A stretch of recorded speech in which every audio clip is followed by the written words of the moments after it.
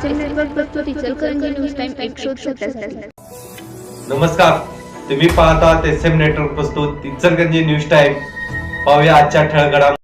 हॉटेलमधील खुनाच्या गुन्ह्यातील 2 आरोपी 24 तासात जेरबंद।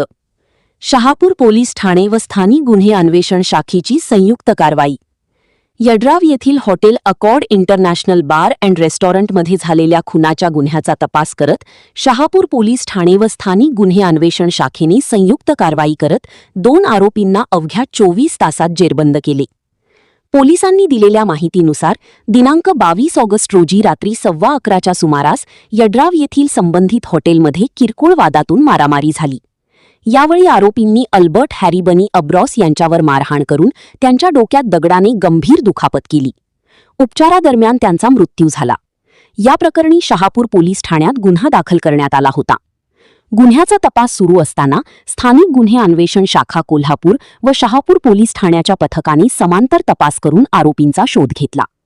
पोलिसांनी जयसिंगपूर ते अंकली टोलनाका परिसरातून दोन्ही आरोपींना ताब्यात घेऊन जेरबंद केले।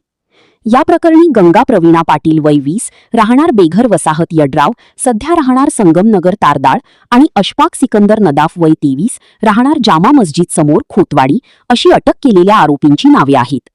ही कारवाई शहापूर पोलीस ठाण्याचे पोलीस निरीक्षक गजेंद्र लोहार तसेच स्थानिक पोलीस निरीक्षक गुन्हे अन्वेषण सुशांत चव्हाण पथकाने कारवाईत सहभाग घेतला।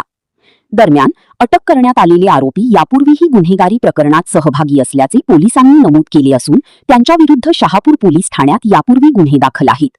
पुढील तपास पोलीस निरीक्षक गजेंद्र लोहार करीत आहेत।